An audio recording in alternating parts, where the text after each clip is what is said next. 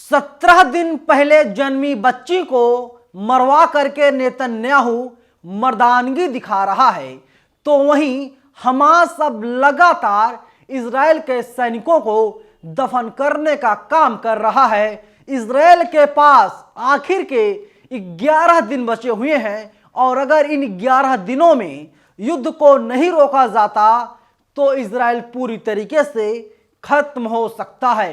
पूरी जानकारी क्या है आगे मैं विस्तार से आपको वीडियो में बताऊंगा। नमस्कार, मेरा नाम नवीन कुमार नंदन और आप देख रहे हैं नेशनल दस्तक। तकरीबन 2.5 महीने होने जा रहे हैं फिलिस्तीन और इजराइल का युद्ध चल रहा है। अब तक तकरीबन 20,000 लोग मारे जा चुके हैं और जिन लोगों का कत्ल हुआ है अगर उसका कोई असली मास्टरमाइंड है तो नेतन्याहू है। वही नेतन्याहू जो इजराइल का प्रधानमंत्री है। लेकिन नेतन्याहू अपनी मर्दानगी महिलाओं को, बच्चों को, किन्नरों को, युवाओं को, बुजुर्गों को मरवा करके दिखा रहा है। एक खबर सामने आई है, उस खबर की माने तो 17 दिन पहले जिस बच्ची ने जन्म लिया, जो बच्ची 17 दिन पहले इस दुनिया में आई, उसका कत्ल नेतन्याहू ने करवा दिया। इतना क्रूर कोई हो सकता है क्या? आप कल्पना कर सकते हैं इतना क्रूर इंसान, क्रूर शासक कोई हो सकता है? नहीं हो सकता। लेकिन नेतन्याहू क्रूर शासक है। नेतन्याहू 17 दिन पहले जन्मी बच्ची को मरवा रहा है। इसके साथ ही उसके भाई को भी मरवाने का काम नेतन्याहू ने किया है। दैनिक जागरण लिखता है, गाजा युद्ध के दौरान 17 दिन पहले पैदा हुई फिलिस्तीनी नवजात बच्ची की मौत, हमले में 2 साल का भाई भी मारा गया। अब आप सोचिए 2 साल का बच्चा कितना बड़ा होगा, उसको मरवा दिया, उसके बहन को मरवा दिया, पत्रकारों को मरवा नेतन्याहू। क्रूर शासक है और अंत होना तय है। ये तो जग जाहिर है, पूरी दुनिया जानती है, मैं भी जानता हूं और आप भी जानते हैं। दैनिक जागरण आगे लिखता है, गाजा युद्ध के दौरान 17 दिन पहले पैदा हुई एक फिलिस्तीनी बच्ची मारी गई। नवजात बच्ची का जन्म युद्ध के बीच दक्षिणी गाजा शहर के एक अस्पताल में हुआ था। यहां बिजली नहीं थी, यहां रोजाना बमबारी होती थी। उसके परिवार ने उसका नाम अल अमीरा आयशा और घर का नाम राजकुमारी आयशा रखा था। मरने से पहले उसने अपना 3रा हफ्ता भी पूरा नहीं किया था, यानी 3 हफ्ते की बच्ची नहीं हुई, मरवा दिया गया, मरवा दिया नेतन्याहू ने। और वहीं अब जो खबर सामने आ रही है, खबरें है कि अब कह रहा है इजराइल कि वो युद्ध विराम, सीज फायर के लिए तैयार है, लेकिन इसके लिए शर्तें रखी गई हैं। शर्तें क्या हैं मैं आगे बताऊंगा आपको। देखिए, इंडिया टीवी लिखता है, गजा में फिर संघर्ष विराम के लिए इजराइल तैयार, लेकिन किस शर्त पर रुकेगी जंग? इजराइल गाजा में संघर्ष विराम के लिए तैयार हो गया है। इसके लिए इजराइल ने शर्त रखी है। इजराइल ने कतर से कहा है कि वह हमास द्वारा बंधक बनाए गए 40 लोगों की रिहाई के बदले गाजा में संघर्ष विराम के लिए तैयार है। अरे नेतन्याहू, तुमको तैयार होना ही था। मैं हर रोज तुमको आगाह कर रहा था, बताने की कोशिश कर रहा था, बता रहा था, और मुझे पता था और अभी भी पता है।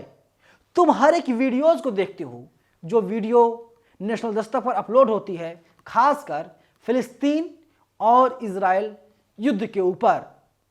मैंने पहले आगाह किया था, सीज फायर पर बातचीत बना लो, युद्ध पर फुल स्टॉप लगा दो, वरना अंजाम बहुत ज्यादा बुरा होने वाला है। अमेरिका ने तुम्हारा साथ छोड़ दिया है। पूरी दुनिया में तुम अब अकेले पड़ गए हो। तुमको पता है अगर तुम युद्ध नहीं रोकते तो अंजाम बहुत बुरा होने वाला है। लेकिन आज मैं आपको एक एक्सक्लूसिव जानकारी दे रहा हूं। दर्शकों, आप लोग सुन लीजिए।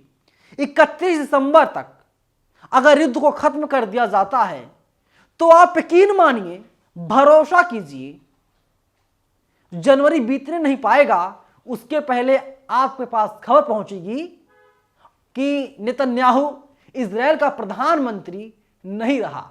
नेतन्याहू अपनी कुर्सी बचाने के लिए युद्ध करवा रहा है, बेगुनाहों को मरवा रहा है, 17 दिन पहले जन्मी बच्ची को मरवा रहा है, उसके 2 साल के भाई का कत्ल करवा रहा है, तमाम पत्रकारों को मरवा रहा है।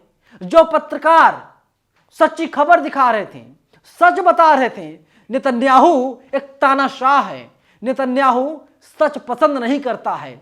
और इसीलिए जो बाइडेन हो, कमला हैरिस हो, नरेंद्र मोदी हो, दुनिया के तमाम जो मुल्क हैं जो अमन चैन पसंद करते हैं, वे लोग नहीं चाहते किसी भी कीमत पर किसी की जान जाए।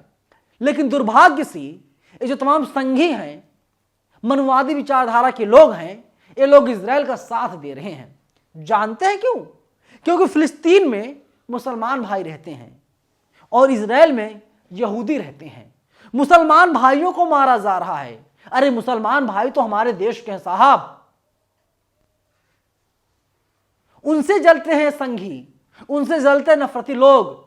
और फिलिस्तीन में जो मुसलमान भाई रह रहे हैं उनको मारा जा रहा है। ये संघी खुश हो रहे हैं कि मुसलमानों का मर्डर हो रहा है, मुसलमानों का कत्ल किया जा रहा है। ये लोग इंसानियत के खिलाफ हैं और ये लोग इंसानियत धर्म को नहीं मानते हैं। लेकिन जो घमंड था, जो अहंकार था नेतन्याहू को, वो अहंकार चकनाचूर हो गया, मिट्टी में मिल गया। तभी तो कह रहा है नेतन्याहू कि एक काम करो, सीज फायर के लिए बातचीत कर लो, हम तैयार हैं, लेकिन हमारे बंधकों को छोड़ दिया जाए। और वहीं जो अमरीश मिश्रा हैं, उनका ट्वीट सामने आया है। वे साफ तौर पर लिखते हैं, देखिए, अल कसम फाइटर्स ने खान यूनिस में अल यासीन 105 सेल से IDF मर्क वाह टैंक को निशाना बनाया। अल कसम ब्रिगेड ने खान यूनिस में 2 यासीन 105 गोले से IDF सैन्य वाहक पर हमला कर दिया। अब इसके अलावा इनका जो अगला ट्वीट सामने आया है, वो अगला ट्वीट बहुत ही ज़्यादा महत्वपूर्ण है।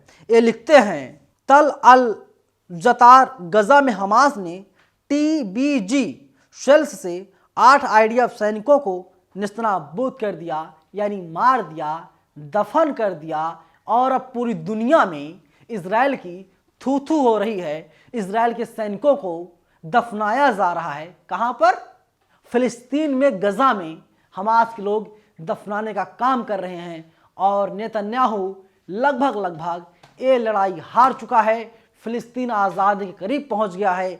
31 दिसंबर की तारीख मुकर्रर की गई है और अगर 31 दिसंबर तक युद्ध को इजराइल नहीं रोकता तो और भी ज़्यादा बुरा हाल इजराइल का होने वाला है, क्योंकि पूरी दुनिया इजराइल के खिलाफ है। पूरी दुनिया फिलिस्तीन के साथ इस वक्त खड़ी है, कंधे से कंधा मिला करके कह रही है, चिंता मत करो फिलिस्तीन, हम तुम्हारे साथ हैं। फिलहाल इस वीडियो में इतना ही, लेकिन आप लोग हमें अपनी राय कमेंट बॉक्स में ज़रूर बताइएगा। पहले दिन से जो मैं आगाह कर रहा था, जो बातें बता रहा था, वो बातें अब लगभग सच साबित होती हुई दिखाई दे रही हैं। धन्यवाद। नेशनल दस्तक की आपसे गुजारिश है कि अगर इसको बचाना चाहते हैं तो नेशनल दस्तक को सब्सक्राइब करने के लिए रेड कलर के सब्सक्राइब बटन को दबाएं, फिर बेल आइकन की घंटी दबाएं। नेशनल दस्तक को बचाने के लिए बहुत जरूरी है कि हर खबर को शेयर करें, लाइक करें, कमेंट जरूर करें।